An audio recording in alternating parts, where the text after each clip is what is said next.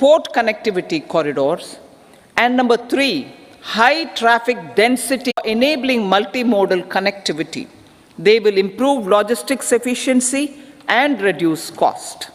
The resultant decongestion of the high traffic corridors will also help in improving operations of passenger trains, resulting in safety and higher travel speed for passengers.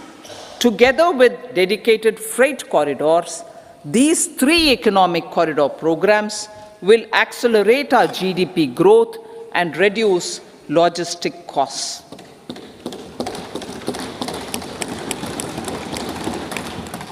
40,000 normal rail bogies will be converted to Vande Bharat standards to enhance safety, convenience, and comfort of passengers. Aviation sector. The aviation sector has been galvanized in the past 10 years. Number of airports have doubled to 149. Rollout of air connectivity to Tier 2 and Tier 3 cities under UDAN scheme has been widespread. 517 new routes are carrying 1.3 crore passengers. Indian carriers have proactively placed orders for over 1,000 new aircrafts. Expansion of existing airports and development of new airports will continue expeditiously. Metro and Namo Bharat. We have a fast expanding middle class and rapid urbanization is taking place. Metro rail and Namo Bharat can be the catalyst for the required urban transformation. Expansion of these systems will be supported in large cities focusing on transit-oriented development. Green energy. Towards meeting our commitment for net zero by 2070, the following measures will be taken. Viability gap funding will be provided for harnessing offshore wind energy potential for initial capacity of 1 gigawatt. Coal gasification and liquefaction capacity of 100 metric tons will be set up by 2030. This will also help in reducing imports of natural gas, methanol, and ammonia. Phased mandatory blending of compressed biogas in compressed natural gas for transport and piped natural gas for domestic purposes will be mandated.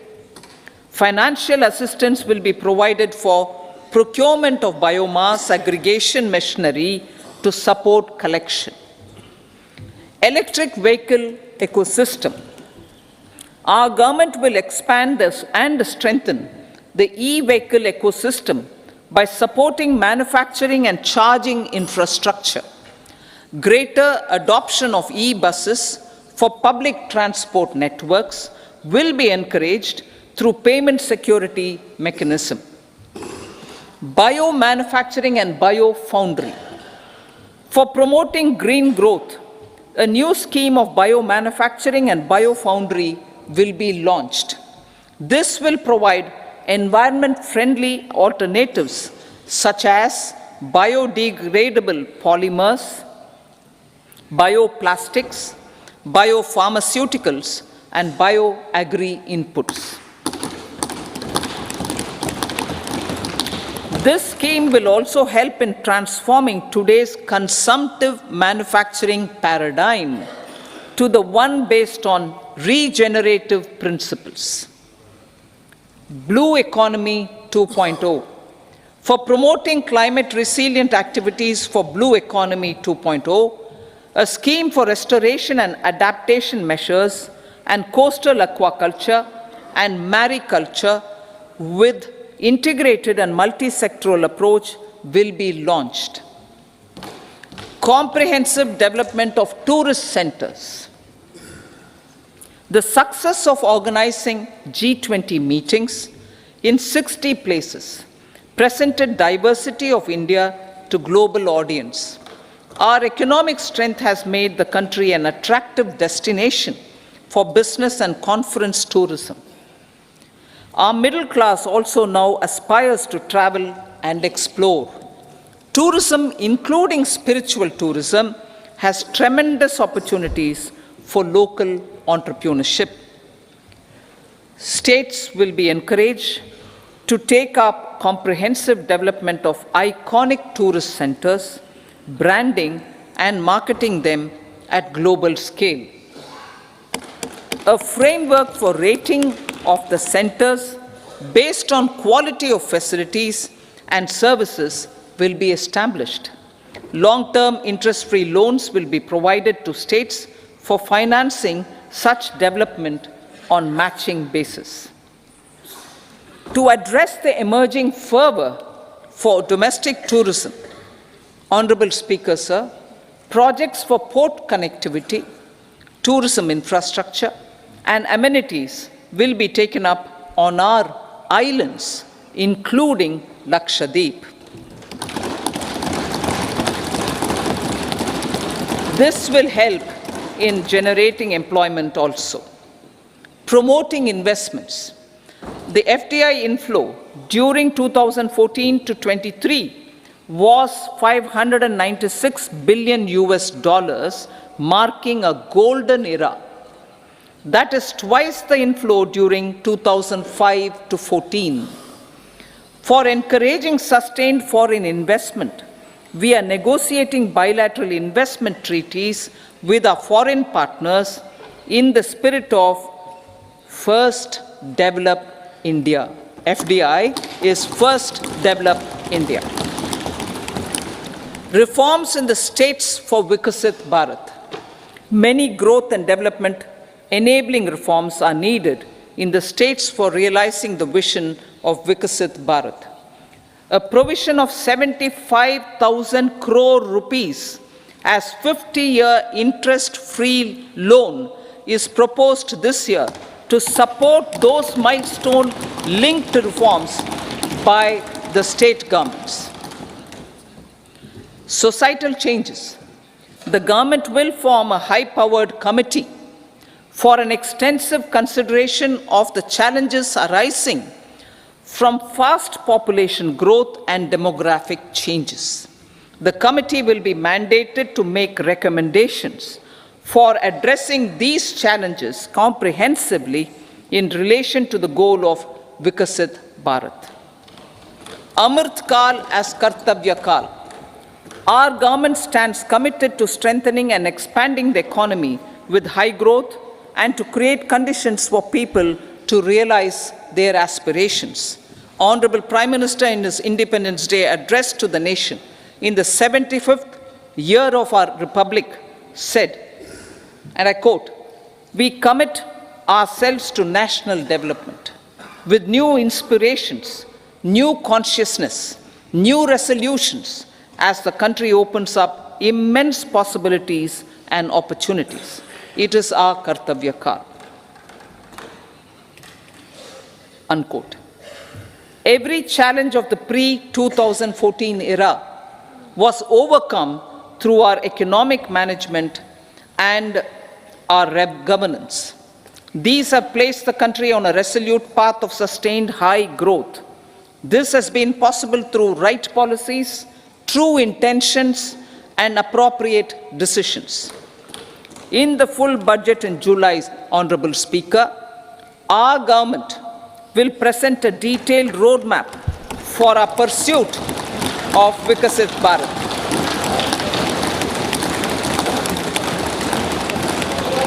Revised estimates.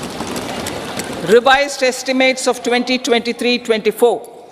The revised estimate of the total receipts other than borrowings is 27.56 lakh crores of rupees, of which the tax receipts are 23.24 lakh crore rupees. The revised estimate of total expenditure is 44.90 lakh crore rupees. The revenue receipts at 30.03 lakh crore rupees are expected to be higher than the budget estimate, reflecting strong growth momentum and formalization in the economy. The revised estimate of the fiscal deficit is 5.8% of GDP, improving on the budget estimate, notwithstanding moderation in the nominal growth estimates. Budget estimates for 2024-25. Coming to the year 2024-25, the total receipts other than borrowings and total expenditure are estimated at 30.80 and 47.66 lakh crore rupees respectively. The tax receipts are estimated at 26.02 lakh crore rupees. The scheme of 50-year interest-free loan for capital expenditure to states will be continued this year with an outlay of 1.3 lakh crore rupees. We continue on the path of fiscal consolidation, as announced in my budget speech of 2021-22, to reduce fiscal deficit below 4.5% by 25-26. The fiscal deficit in 2024-25 is estimated to be 5.1% of GDP, adhering to that path. So the gross and net market borrowings through dated securities during 24-25 are estimated at 14.13 lakh crore rupees and 11.75 lakh crore respectively.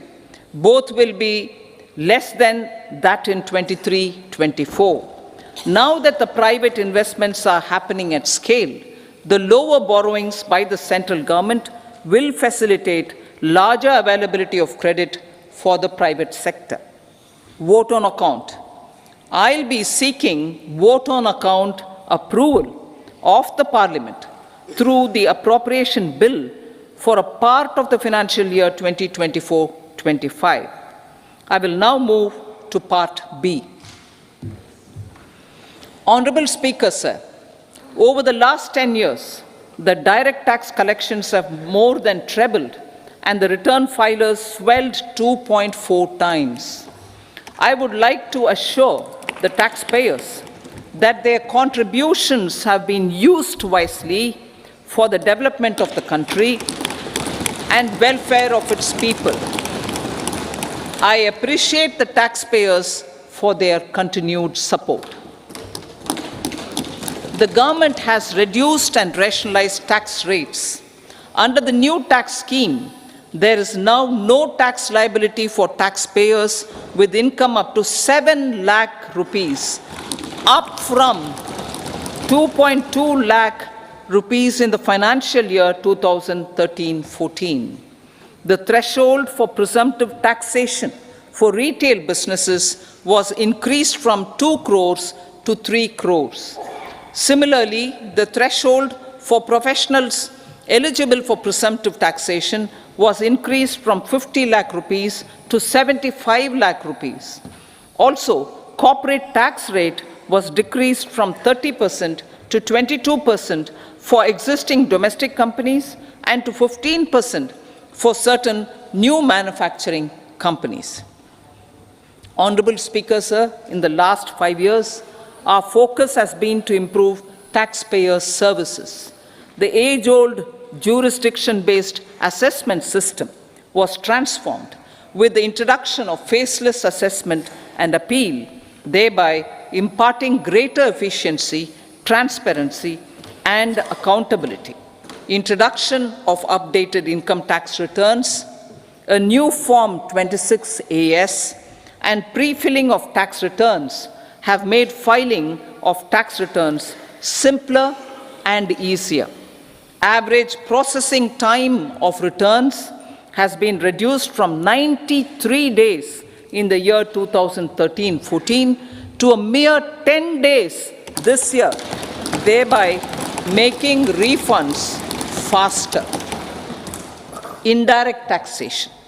By unifying the highly fragmented indirect tax regime in India, the GST has reduced the compliance burden on trade and industry. The industry has acknowledged the benefits of GST. According to a recent survey conducted by a leading consulting firm, 94% of industry leaders view the transition to GST as largely positive. According to 80% of the respondents, it has led to supply chain optimization, as elimination of tax arbitrage and octroi has resulted in disbanding of checkposts at the state and city boundaries. At the same time, tax base of GST more than doubled, and the average monthly gross GST collection has almost doubled to 1.66 lakh crores this year. States too have benefited.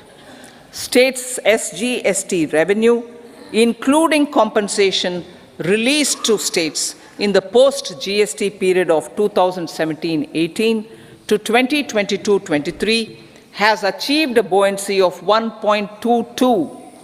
In contrast, the tax buoyancy of state revenues from subsumed taxes in the pre-GST four-year period of 2012-13 to 2015-16 was a mere 0.72. The biggest beneficiaries are consumers, as reduction in logistic cost and taxes have brought down prices of most goods and services. We have taken a number of steps in customs to facilitate international trade. As a result, the import release time declined by 47% to 71 hours at inland container depots, by 28% to 44 hours at air cargo complexes, and by 27% to 85 hours at seaports over the last 4 years since 2019, when the national time release studies were first acted. Tax proposals. As for tax proposals, in keeping with the convention, I do not propose to make any changes relating to taxation and propose to retain the same tax rates for direct and indirect taxes, including import duties. However, certain tax benefits to startups and investments made by sovereign wealth or pension funds, as also tax exemption on certain income of some IFSC units, are expiring on 31/3/2024. To provide continuity in taxation, I propose to extend the date to 31/3/2025. Moreover, in line with the government's vision to improve ease of living and ease of doing business, I wish to make an announcement to improve taxpayers' services. There are a large number of petty, non-verified, non-reconciled, or disputed direct tax demands, many of them dating as far back as 1962, which continue to remain on the books, causing anxiety to honest taxpayers and hindering refunds of subsequent years. Honorable Speaker, sir, I propose to withdraw such outstanding direct tax demands up to 25,000 rupees pertaining to the period up to financial year 2009-10 and up to 10,000 rupees for financial years 2010-11 to 2014-15. This is expected to benefit about 1 crore taxpayers. 1 crore taxpayers would benefit out of this. Economy then and now. In 2014, when our government assumed the reins, the responsibility to mend the economy step by step and to put the governance systems in order was enormous. The need of the hour was to give hope to the people, to attract investments and to build support for the much needed reforms. The government did that successfully following a strong belief of nation first. The crisis of those years has been overcome and the economy has been put firmly on a high sustainable growth path with all-round development. It is now appropriate to look at where we were then. I repeat, it is now appropriate to look at where we were then till 2014 and where we are now, only for the purpose of drawing lessons from the mismanagement of those years. The government will lay a white paper on table of the House.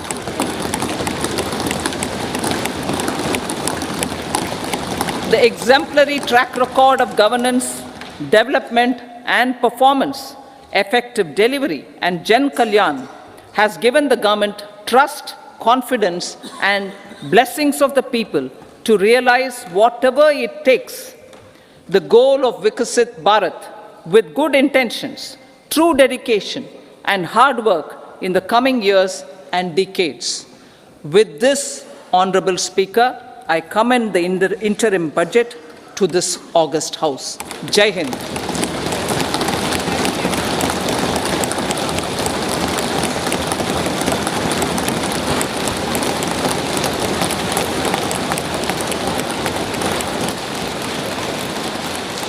Item number 2 Shrimati Nirmala Sitharaman ji.